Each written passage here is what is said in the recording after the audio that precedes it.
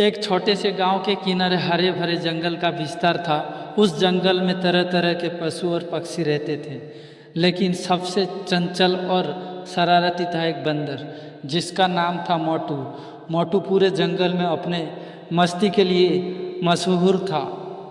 वो हर दिन किसी न किसी का नकल करता था, पेड़ों पर उछलता और सबको हंसाता। उसी गांव में एक छोटा लड़का रहता था जिसका नाम रोहन था।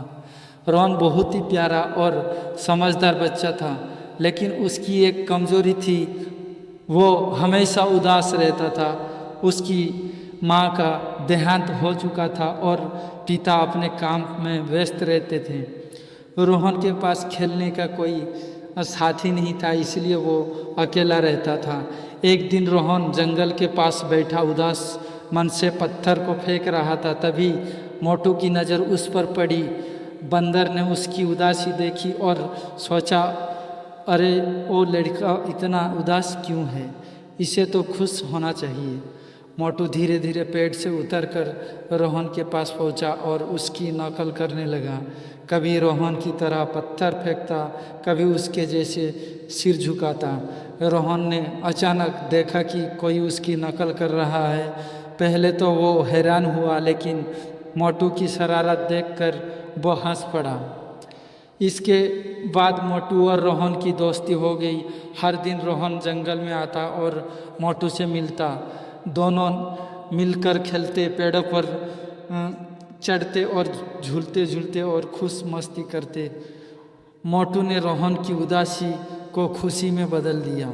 लेकिन एक दिन गांव में शिकारियों का एक दल आया। वो बंदर को पकड़कर बेचने का काम करते थे। उन्होंने मोटू को देखा और उसे पकड़ने की योजना बनाई। अगले दिन जब मोटू और रोहन खेल रहे थे, शिकारियों ने जाल बिछा दिया। मोटू उसमें फंस गया और ज़ोर ज़ोर से चिल्लाने लगा, रोहन ये देखो, और उसका दिल बैठ गया। रोहन दौड़ता हुआ गांव गया और अपने पिता से मदद मांगी।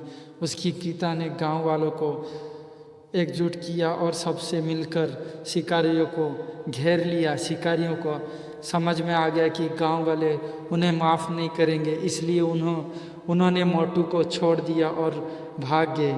मोटू आज़ाद होकर सीधा रोहन के पास आया और उसकी कंधे पर बैठ गया। रोहन की आंखों में आंसू थे, लेकिन ये आंसू खुशी के थे। आज उसकी दोस्ती ने उसके बचा लिया और एक साथ दे दिया। इस घटना को बाद मोटू और रोहन की दोस्ती और भी गहरी हो गई। मोटू ने रोहन को अकेलापन से बाहर निकालकर उसे जीवन की असली खुशी दिखाई। जंगल के सभी जानवर अब इस अनोखी दोस्ती की